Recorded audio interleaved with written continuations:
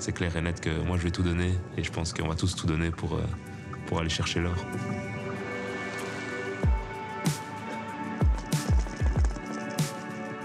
Salut, c'est Nelson Onana, je suis joueur de hockey pour les Red Lions. J'ai commencé en fait à jouer au football beaucoup et au floorball quand j'étais plus jeune en Suède. Je pense que le floorball a induit un peu le fait que mes parents m'ont poussé vers le hockey. Quand j'ai commencé, déjà je courais beaucoup plus vite que les autres, je jouais déjà un peu, on va dire, à un bon niveau quand j'étais petit. Et ben directement après ça, j'ai joué avec des gars très talentueux aussi du club. On a fait une équipe de mon âge. Et ben je pense que c'est là que la passion commence. Donc la passion, c'était peut-être au-delà du sport même, c'était vraiment l'environnement collectif du groupe dans lequel j'ai pu participer et jouer justement au hockey. Non, aucun regret d'avoir choisi le hockey par rapport au foot ou au floorball. Je pense que ce que j'adore avec le hockey, justement, c'est ce côté...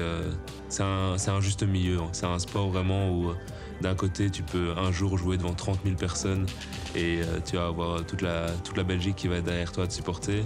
Et puis un autre jour, tu es à l'université, il n'y a personne qui te reconnaît. C'est un des sports, je trouve, où tu peux vivre une double vie, où tu passes de l'un à l'autre comme ça tout le temps.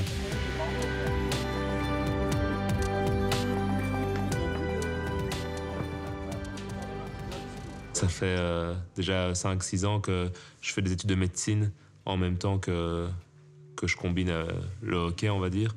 Donc pour le moment, le hockey prend la majeure partie de mon temps, mais sur le côté, je continue vraiment à étudier de manière assez sérieuse pour la médecine et pour devenir médecin plus tard.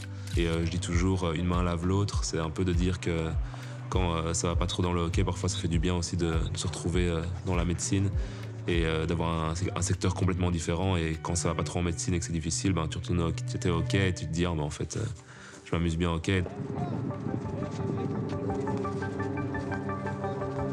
Le moment où j'ai le plus évolué, je pense, c'est quand j'ai vraiment reconnu mes forces sur le terrain et que j'ai compris, je pense, la manière dont je pouvais mettre mes forces au service de l'équipe. Et quand tu arrives vraiment à mettre ce super pouvoir en évidence, personnellement, c'était le travail défensif, les tackle-backs, l'énergie que j'apportais, le nombre de sprints peut-être que je vais faire sur un match comparé à d'autres joueurs.